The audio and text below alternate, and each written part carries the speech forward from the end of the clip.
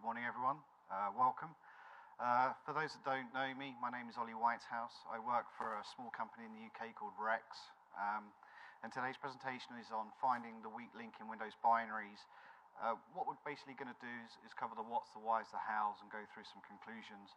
But to help kind of influence where I'll take the talk, can I get a show of hands, please, on those that work in providing security advice to others versus those that try and provide assurance or security to their own company?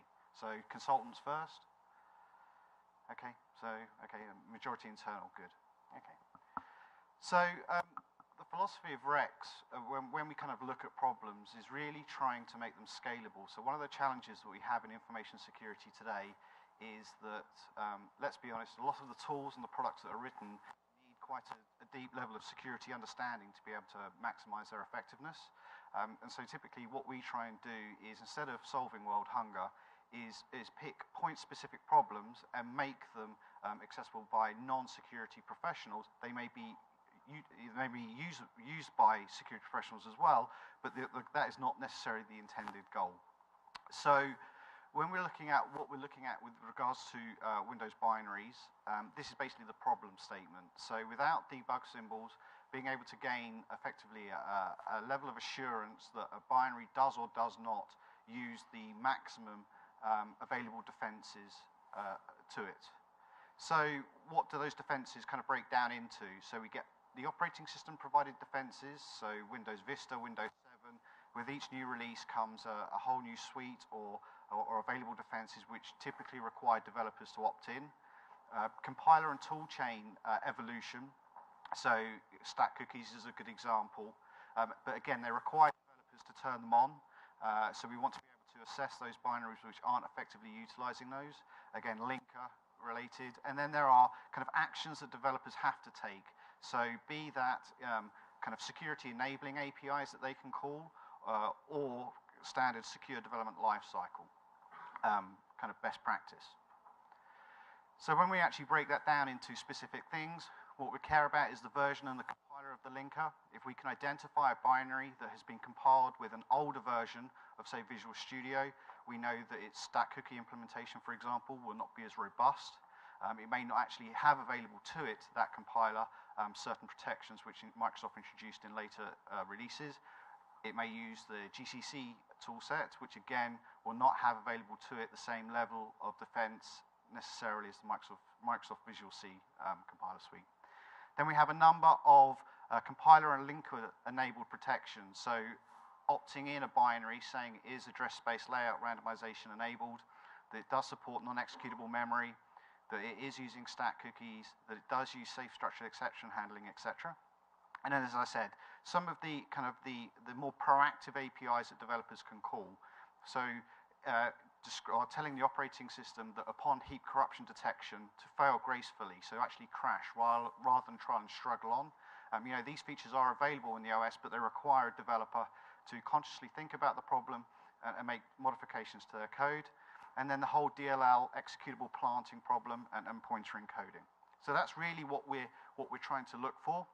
And then there are a number of others. So we have SDL-bound APIs. Microsoft, I guess, published that now, 5-6 years ago. And you'll see that they're still very prevalent in their use.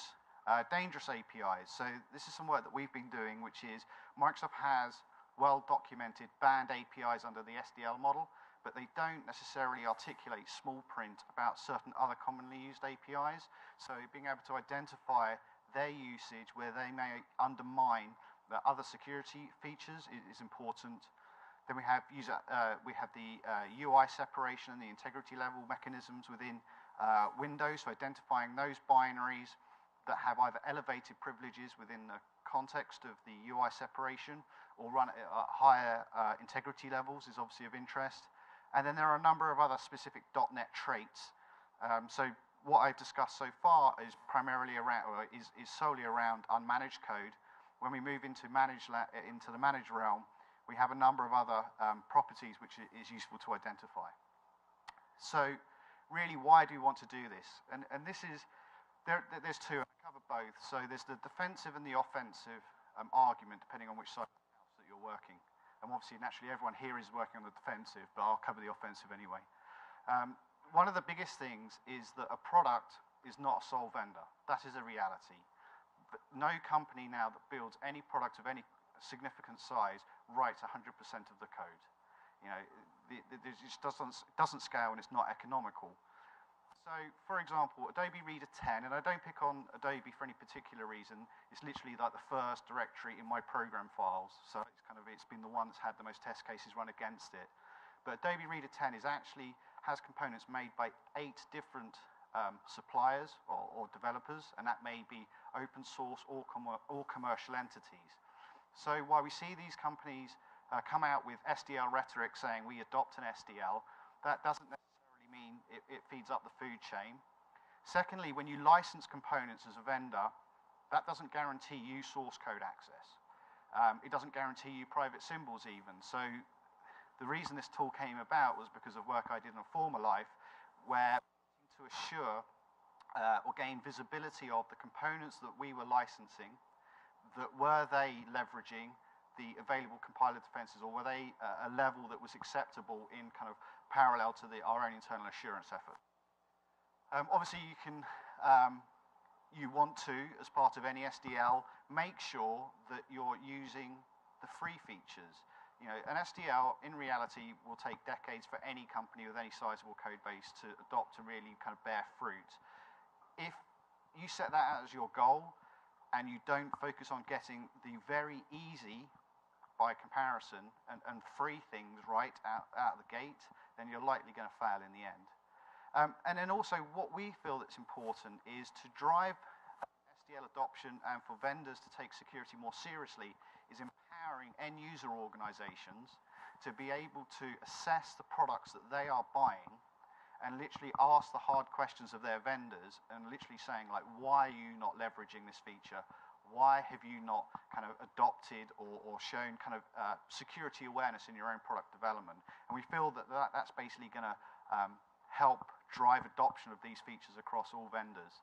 And then there's obviously there is a consequence of that as well. By able to identify threats or lack of mitigation adoption by vendors, then you can look to deploy in the short term internal mitigations by leveraging technologies such as EMETs. So that's the Microsoft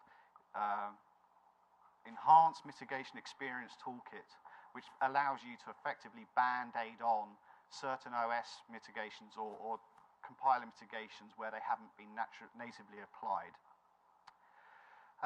So I think I've covered most of these here, but I think that the key one is the top one here, that a vendor's SDL is simply not enough today. You know, you may trust Adobe and see all the positive changes. You may trust Microsoft as you see all the positive changes. But literally, if you want to understand the food chain of components, that is also extremely valuable. And if nothing else, from an offensive perspective, it can be very useful as well because you're likely to target the component which has the least resources available to adopt an SDL. So when we start looking at why people want to identify and do today the missing features or the missing mitigations, is that mitigations today are expensive and difficult to bypass. If you run into and try and exploit a vulnerability, you know, against an ASLR, DEP-enabled, stack cookie-enabled binary, for whatever reason, it's likely your investment required to exploit that is going to go up significantly because you're going to have to find other vulnerabilities such as information leakage issues or similar. So if researchers that are looking to maximize their return on investment, this is why it's a key kind of driver for them. And this is really a great example. So I guess this came out last year, this bug. So in IIS, it was reported, I think, on full disclosure initially, reported as an FTP denial of service, actually turned out it was memory corruption. Chris and Ryan spent months, effectively, researching it. They did some awesome work and achieved kind of control of VIP. ASLR thwarted actual exploitation.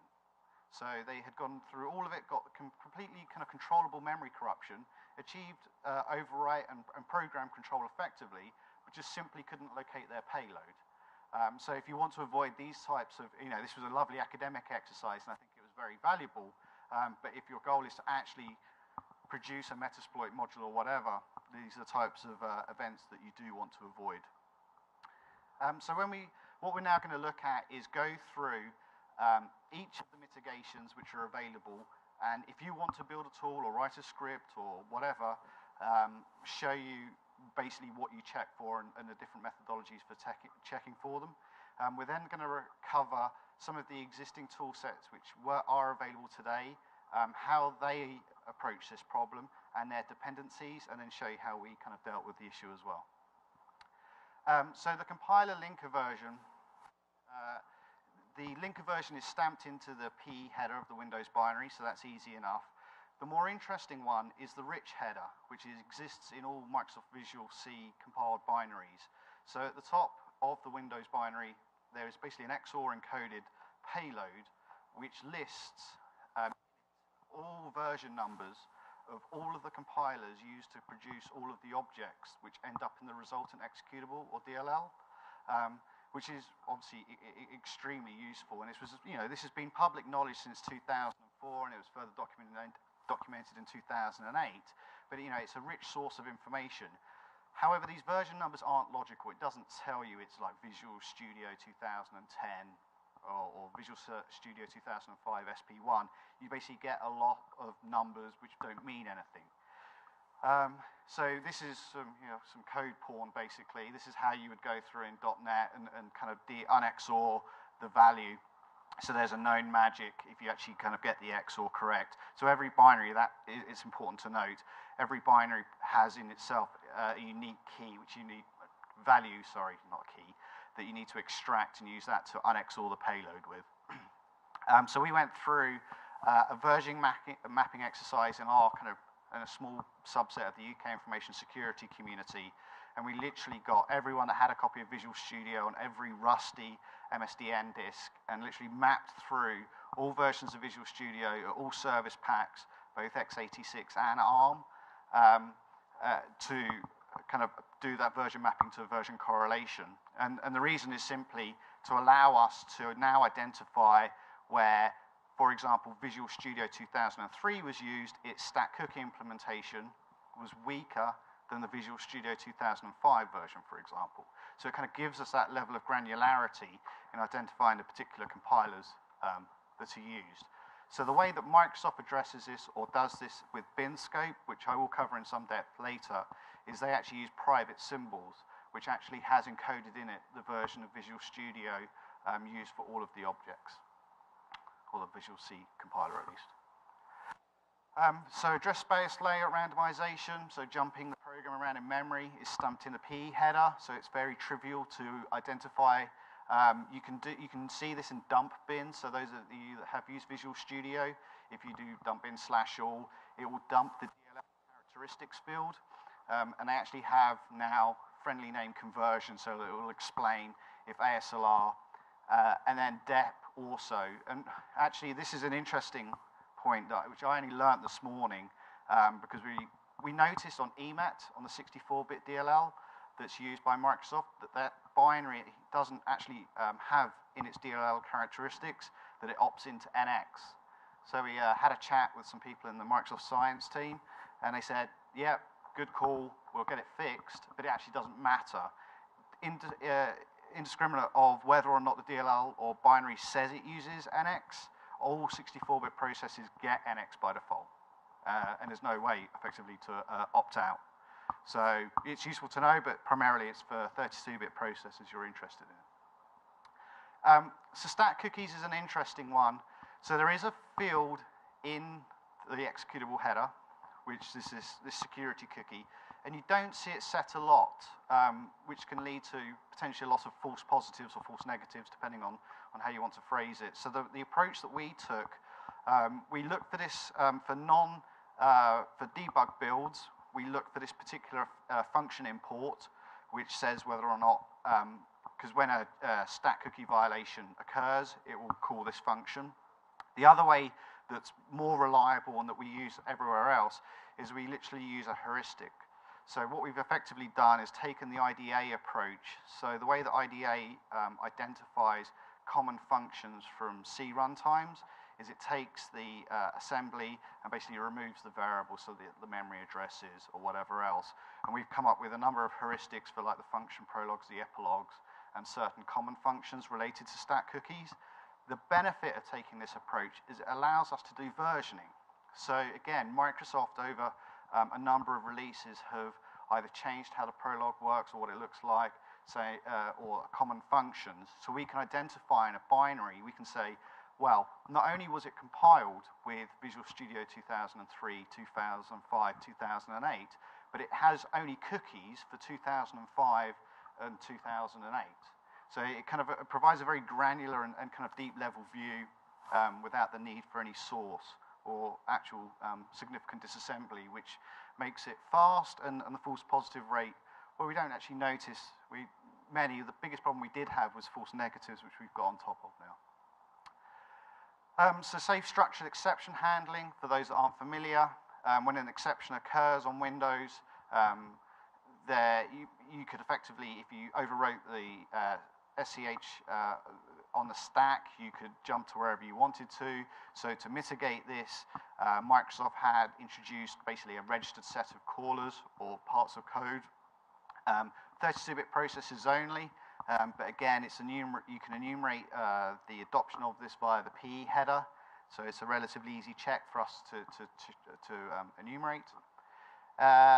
And then this is an interesting one. So this was the first bug of the year from Microsoft, and it was to do with the load configuration directory size and related to safe SCH.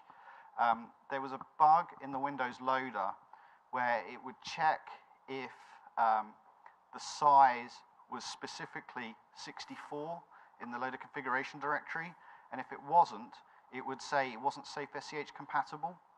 The problem is that the actual Microsoft Visual C runtime for Visual Studio 2003 RTM had a different size to that. So any binary that was compiled with Visual Studio 2003 RTM would effectively have this massive binary in memory, which could be used as a ROP payload jump point for exploitation.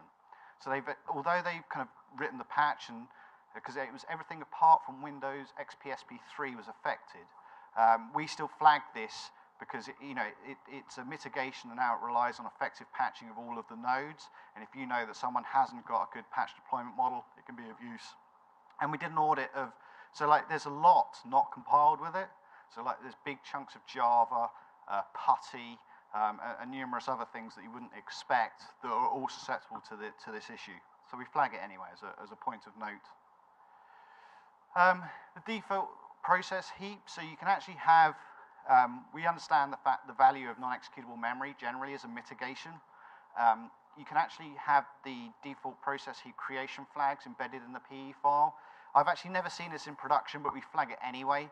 So we literally see how the first heap of the process is going to be created and if it's going to be marked as executable, because obviously that would be bad.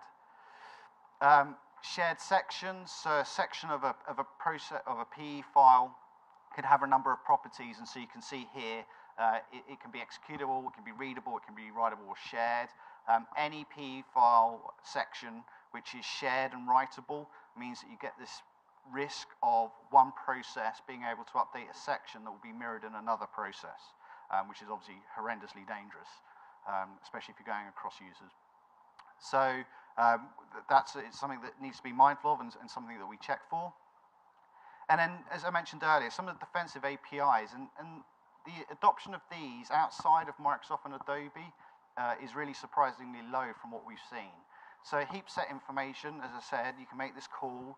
Again, it's supported on Windows Vista, SP1 and forward, I believe, where you basically enable heap, terminate on heap corruption. So as soon as the heap implementation detects any corruption, just kills the process rather than trying to struggle on.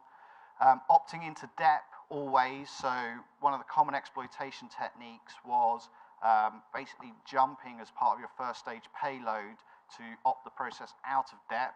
By calling this API, you can actually force DEP on for always, which is hugely valuable in terms of frustrating exploitation. And then the last point is the encode point of API.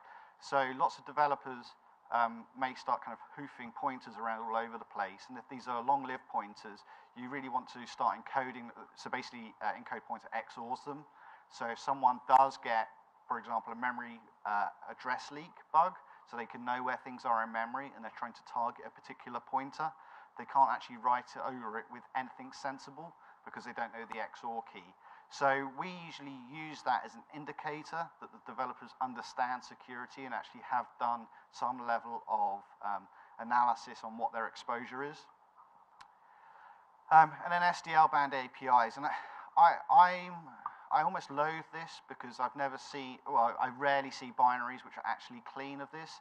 There are 145 APIs. Microsoft still uses them in legacy code, right?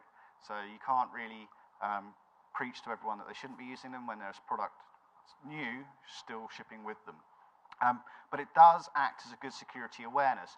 For example, if you run and you see 35, I think is the maximum I've ever seen in one binary being used versus 3, you know that you know which binary you're more likely to focus your efforts on for further analysis.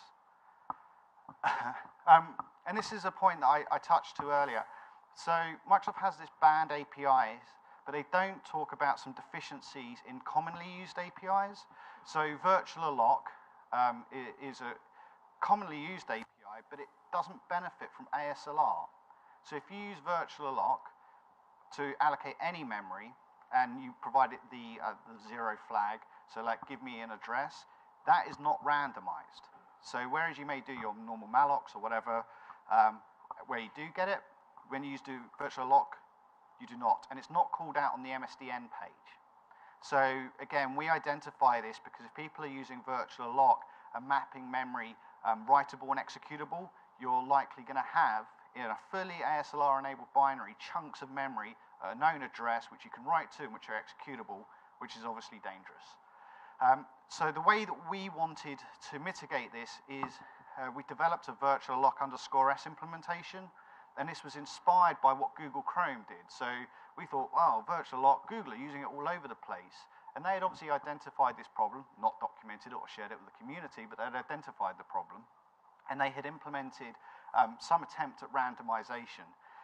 We were testing their implementation, and we found out that there were certain deficiencies. So it works very well, their implementation, very early on, where you have lots of memory address, lots of virtual address space available.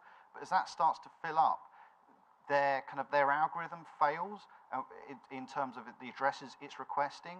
And when it fails, it basically starts becoming linear in terms of its allocations. So the way that we addressed that was we alternate between bottom-up and top-down randomization. So if we get a failure on an attempted allocation, we then do a top-down allocation and try that.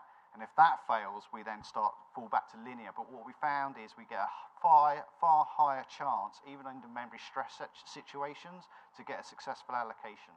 And so we just literally wrapped it up into a free BSD license, use as you wish, adopt as you care version. And then the other thing we look for extensively is load library and its uses. So the gentleman from Acros is here. So when you call load library, it's the chances of, and create process as well, there's a chance of DLL or process planting. But Microsoft also released a number of mitigation APIs to reduce the chances of DLL planting. For those that aren't familiar with DLL planting, effectively, if you, for example, navigate to a network share and you open a file with a particular extension, and the program that passes that file needs a particular DLL, it may then try and load dynamically that DLL to support that file format. Unfortunately, it will use that current working directory where you're calling the file from, which could be a remote network share under someone else's control. So this is the whole DLL planting issue that we suffer. So again, this is something else that we check for and flag for developers. And so these are the mitigation APIs that you see.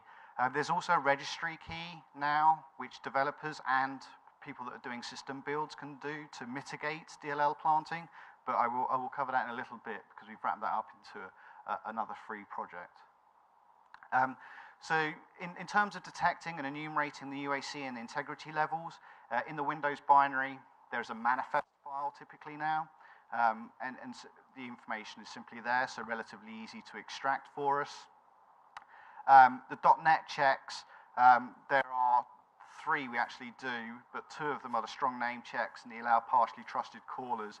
The allow partially trusted callers is primarily used where you have a browser-based .NET component, which will be considered partially trusted, trying to call into other assemblies. So we flag whether or not that's actually allowed. And so this is a tool called ASMX, which is open source, and it's a .NET kind of binary investigation tool. But these are what we check. Effectively, the skip validation, whether or not unmanaged code is in there. So although it's a .NET binary, if it's compiled, for example, with the /unsafe function, you can introduce memory corruption issues into .NET, which are actually exploitable, so we at least flag the danger of those. And again, all of this is striving to, when you have a big product or many products to assess, really identifying where you want to focus your next round of analysis to go deeper. We also recently introduced at least the ability to detect Windows app containers. So those that aren't familiar, in Windows 8 they're introducing a new app container, which it can be thought of as a far more constrained capabilities model for processes. And so they've created, like Android and similar, like GPS, file, network access as capabilities to processes. And they're described in the program's manifest, and then they have to indicate that binary should run inside one of these low-privileged app containers. It's present in one of the P header file P fields called DLL characteristics. They've not actually documented it.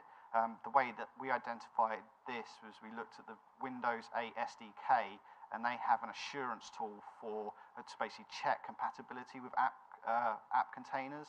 And you can see the new value that they check for. But we did a long post basically collating all of the information we could find on Windows app containers. So if you are interested, I encourage you to go and read it. So there are some other miscellaneous bits and bobs that we spit out, or that we document for the user, which we find useful. So one is force integrity. So what this says is Windows has this very interesting behavior, which is if the digital signature of the file doesn't match, it's just treated as if it isn't signed. It doesn't actually tell you that the signature doesn't match. It just defaults to, okay, it's not valid, so we'll treat it as unsigned, which is wonderful unless you're dealing with certain things like crypt or whatever. So Microsoft has this ability that forces the integrity check and will literally refuse to load the file or the library if that digital signature doesn't match. So we at least identify, and again, the only instances I've actually seen this used is around crypto libraries, both in TrueCrypt and Windows Core. We spit out the company name, and so this allows us to, as I said, in the case of Adobe Reader 10 or whatever, identify the vendor food chain, and then also who signs it. So you start seeing kind of other vendors or application producers signing other vendors' code, which raises more questions than it answers. So now I'm going to dig into some of the existing tools and where they fall down or where they didn't cover that we wanted to. So this tool has been around since, well, about 5 years, or no, maybe not that quite long, 4 years. So it's a Raster, it's a .NET-based tool, and literally scans running processes and files on the file system, and it does effectively band, SDL API checks, it does NX, and it does DEP. And that's pretty much it. But it is a very quick tool to use. So we want to recognize the work of others where we come along and stump across it. And then Microsoft, and this is the big one that I guess most people will be familiar with. Actually, who is familiar with Binscope here?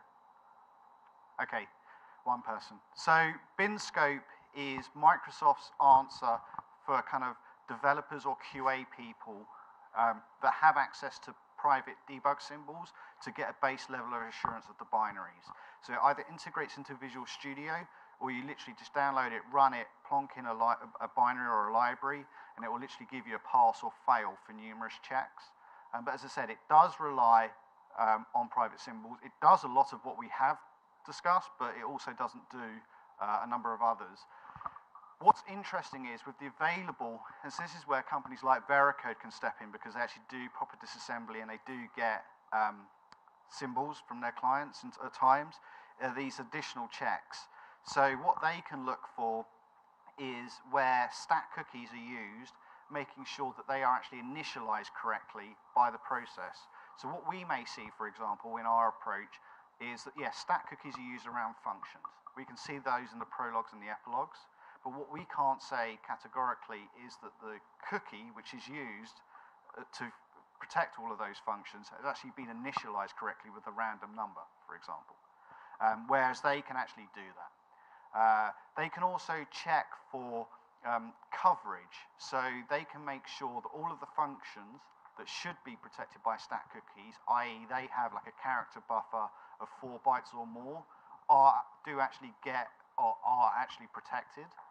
And then they also can do some things around ATL version and vulnerable version checks, which we can't, well, reliably at least. So I think, in short, when we do have, again, another blog post which kind of documents what they do and what we don't, it definitely adds value. And if you do have access to private symbols, like you're a product vendor, then this is the way to go, and especially because it allows you to push it out to your developers, to their desktop, and literally have it as part of their compilation process. And then what we've basically produced here. So this isn't a sales pitch. We do sell it, but it's not a sales pitch. So if you want a copy of this, just email us there, and we'll quite happily send you a free copy when I get back to the UK on the weekend. But what we're going to show you is effectively how we have done this. So again, this goes back to the kind of the philosophy that everything should be easy. Let me just pick on Adobe once more. The Adobe person in the room will love me for it, I'm sure. So literally, we're just going to scan it very, very quickly. And again, this is, as I said, these tools aren't necessarily designed for security people as the first customer, but they're useful to them. They're designed for people like QA teams and others, or people that have other assurance activities and they're not binary experts that want green is good, red is bad. So I think we're done. So as you can see here, well, I won't go through the kind of the early fields, but what we can see here, for example, is the kind of the compiler versions that are used. So we flag where the weaker ones are actually present in the compilation, have actually been used for compilation. We check all of the additional flags that I've mentioned. We check for calls to the kind of security-aware APIs. So, has the developer indicated that they actually understand the deficiencies or the benefits of these types of functions? And then we start moving on to, so we can see, I'll try and find it, there is at least one, I think. Yeah, so we can see here, for example, that this library is calling load library, but it actually doesn't call any of the DLL planting mitigations. So again, you may wish to focus your efforts on to there. And then I think, well, we do the band SDL API count, but this speaks to my point earlier about a product. So I scanned Adobe Reader 10 here, so we can see that Adobe does produce. These are actually some open source components, and then we see IBM, Lextech, Right Hemisphere. I'd never heard of them before I looked at this. They produce a lot of 3D libraries, and then RSA.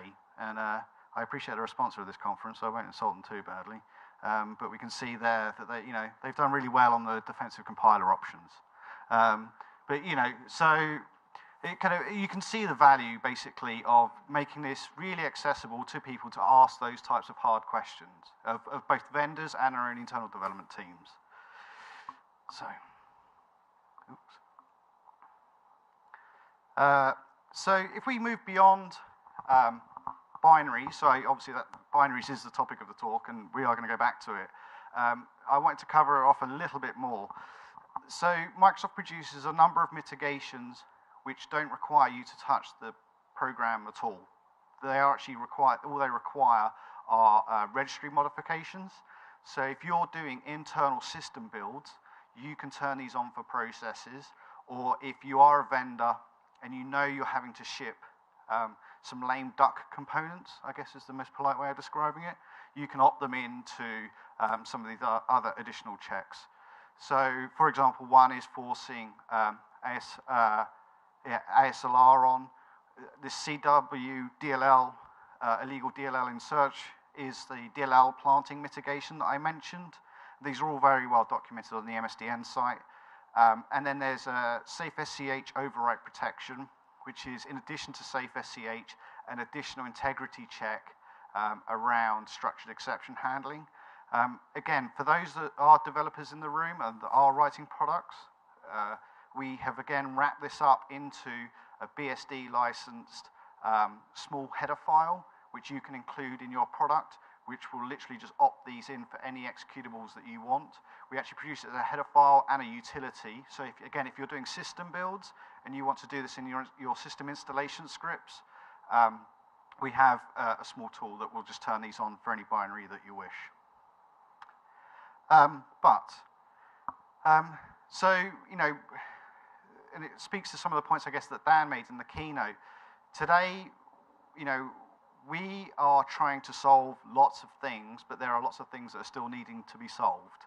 And so Microsoft and you know, the GCC folk and whatever have done lots of work around compiler mitigations, but we still have code constructs like this that will still get you reliable control of EIP if you use C++.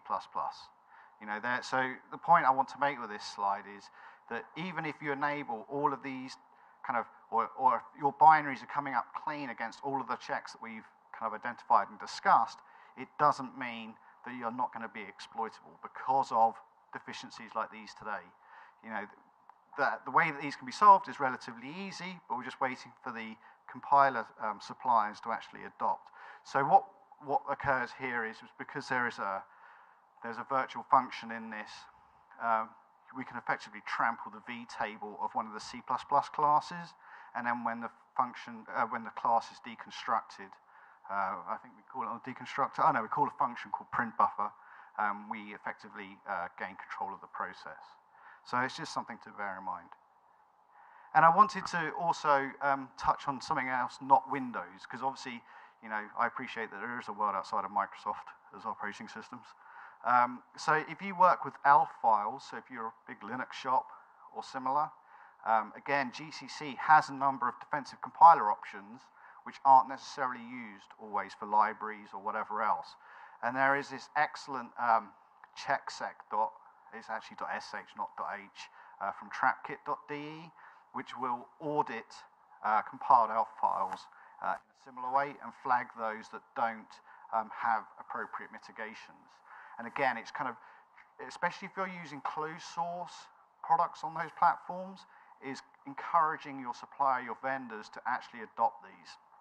And I wanted to touch on the run path, RPath stuff. So my previous employer, this was identified, and we were big users of checksec, and so we contributed back this check. So there's the DLL planting problem on Windows, which I discussed. In ELF files, there is a section. So who is a Unixy person here? Okay, 3-ish. Okay, so for the Windows people, in the ELF file, you have like your environment variable, which says where your shared libraries are. Actually, in the ELF file itself, it can have a hard-coded path as well. And that hard-coded path doesn't have to exist. So if the developer, in their wisdom, has either left somewhere that you can create or pointed it to /temp in some testing wisdom, and you can put a shared library there that you want, you can effectively hijack a process. So we contributed this check back, and I got told by someone recently that Ubuntu apparently did a massive check-in which resolved lots of instances of this, so there is some win there. Okay, so in conclusions, I guess what I wanted to cover was there's a lot of information in the binaries. These tools are basically all designed to basically raise that minimum bar in terms of gaining a level of assurance, being able to assess it without being experts and having to reverse engineer or sit with dump bin. And really, if you are on the attack side, which obviously none of you will be, it does help with target identification to make sure that you do actually win Pwn to Own next year, and all without the use of symbols. So that's it. Thank you. That's the.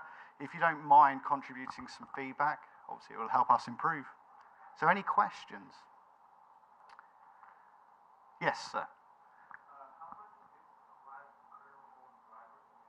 Good question. Yeah, so stack cookies apply to kernel mode drivers, and that's the only one that I can think of, actually. Stack cookies specifically will apply. Because the way the page pooling works is like they don't have terminate on heap corruption and those types of things. Ah, thank you. Yes, sir. Why don't people use these features? I guess you could get back and make your business and make it back to So when you're in a commercial, I can only talk about examples. So if you're in a commercial relationship, you've licensed a DLL. When you start, can you please enable this feature because we've licensed it for it? They go, do you realize how much work that's going to be? And basically they create the kind of the testing sub-story and the compatibility sub-story rather than actually trying it and actually just seeing if it works. So it's kind of fear really that, by turning, and that is fair, like if you turn on stack cookies and you've never used them before, your product will likely crash because there will be stack corruption occurring, which has never actually kind of been seen in the field, but then suddenly when you do turn on stack integrity checks, you start seeing it fall all over the place. So it's anxiety about extra work, I think, is the correct phrase. Any other questions? Okay, well, thank you very much. If you have any questions, those are our details.